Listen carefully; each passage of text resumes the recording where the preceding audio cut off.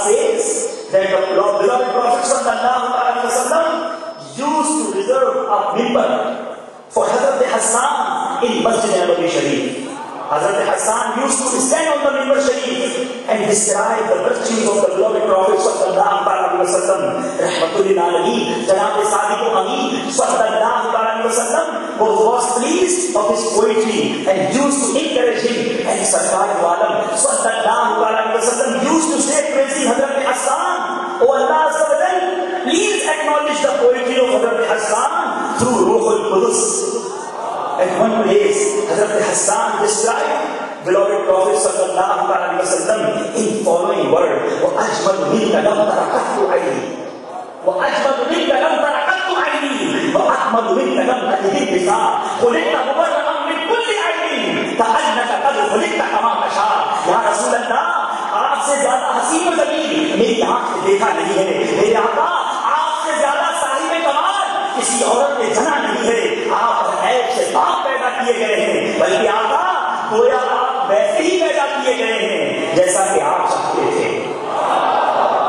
My eyes never seen more elegant and charming than you. Ya Rasulullah, no woman has brought forth perfect one like you. You sallallahu alaihi wasallam are manifested without any imperfection. You sallallahu alaihi wasallam has been created as you like yourself to be.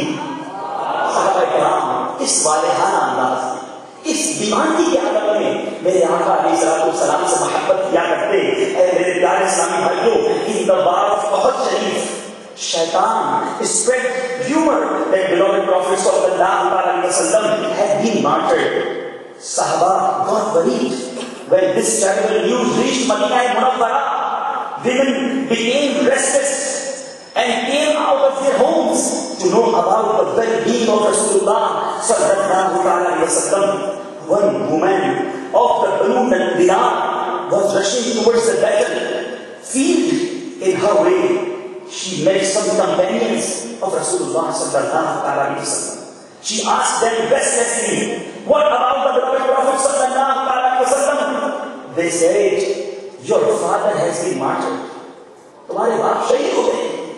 She said, "I don't care. Please tell me about my Aqa, my beloved Prophet sallallahu alaihi wasallam." Another said, "Your brother has been martyred." She said, "I don't care. I want to know about the beloved Prophet sallallahu alaihi wasallam." Someone again said, "Your son has been also murdered." The lady, after hearing all this, said, "Just tell me about the situation of the beloved Prophet sallallahu alaihi wasallam." The Sahaba alayhi Qurban told her that Aqae do jahan rahmat-e alamiyan sallallahu alaihi wasallam is fine. She got excited and expressed her desire to see the beloved Prophet sallallahu alaihi wasallam. She was taken to the blessed presence of Rasulullah sallallahu alaihi wasallam. As she saw him, she shouted with joy and saying, "O Rasulullah sallallahu alaihi wasallam, once I see you, all the calamities have gone away." بڑھ کے اس نے رخ روشن کو دیکھا تو کہا، "تو سلامت ہے، تو سب ہیچ ہے یہ رنج و علم، میں بھی اور باپ بھی، بیٹا بھی، برادر بھی فدا، یا نبی آپ کے ہوتے کیا چیز ہے ہم." اے میرے پیارے اور محترم اسلامی بھائیوں، صحابہ کرام کی یہ واقعات ہمیں عشق رسول صلی اللہ علیہ وسلم کا درس دے رہے ہیں.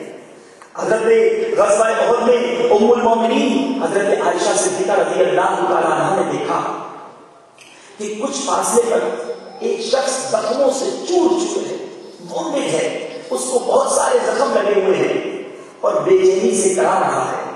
آپ اس کے پاس پہنچی، پانی پلایا، اس کی سانسیں اکھڑ رہی تھی، اس کی زندگی کا لاسٹ ٹائم قریب آ رہا تھا. حضرت ام المومنین نے محسوس کیا کہ وہ کچھ کہنا چاہا، کہ وانٹ ٹو سے سم تھنگ. آپ نے غور سے سنا تو اس نے کہا، "اللہ عز و جل کے رسول، ان پر اللہ کی رحمتیں ہوں، کاش کوئی ان کو پیغام پہنچا دے کہ ان کا غلام زیاد دنیا سے جا رہا ہے.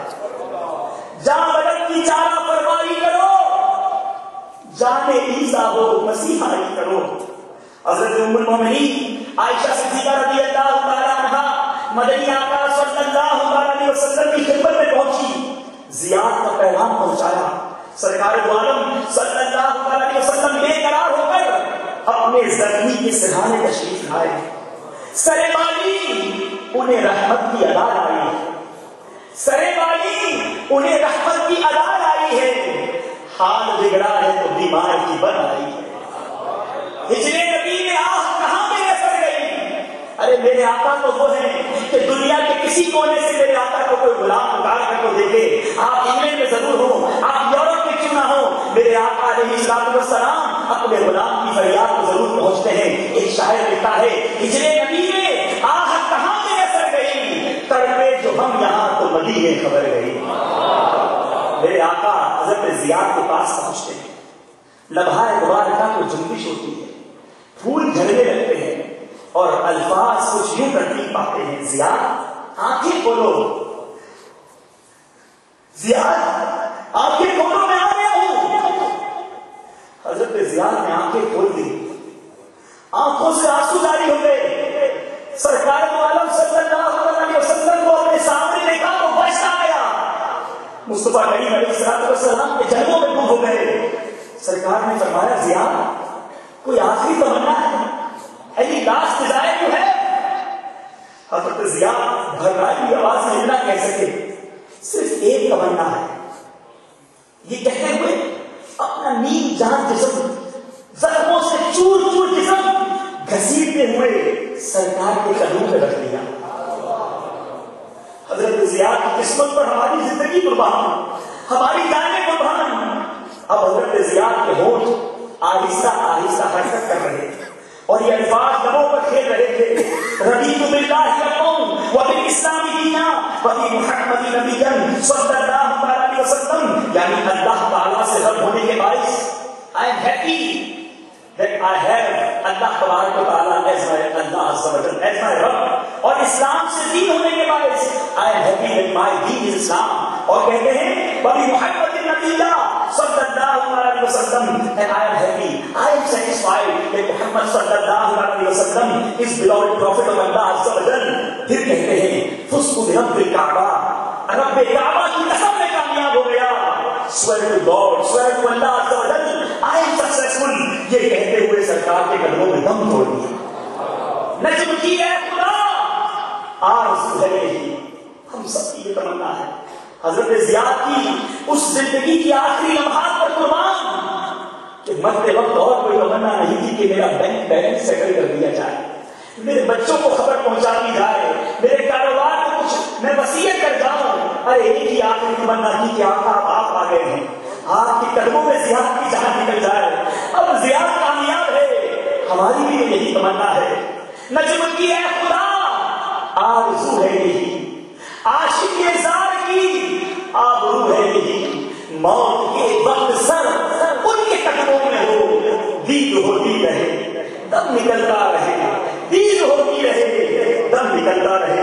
اے میرے پیارے اور محترم اسلامی بھائیوں، صحابہ کرام کا عشق رسول ہمیں جھنجھوڑنے کے لیے کافی ہے۔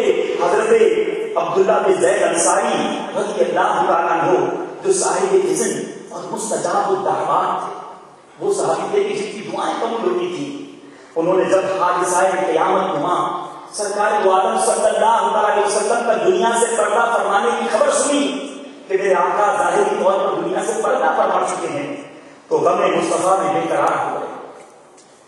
اسی اضطراب کے عالم میں اللہ عز و جل کی بارگاہ میں اپنے ہاتھ اٹھا لیے اور دعا کی، اے اللہ تیرے پیارے حبیب کا جلوہ نگاہوں سے دور ہو گیا، اے اللہ میری آنکھیں دنیا کے پور فریب نظارے نہیں چاہتی، مولا دیدار مصطفیٰ نہ رہا تو میری آنکھیں بھی لے لے۔ اسی وقت حضرت عبداللہ بن زید انصاری نابینا ہو گئے، انہیں نہ دیکھا تو کس کام کی ہے یہ آنکھیں، انہیں نہ دیکھا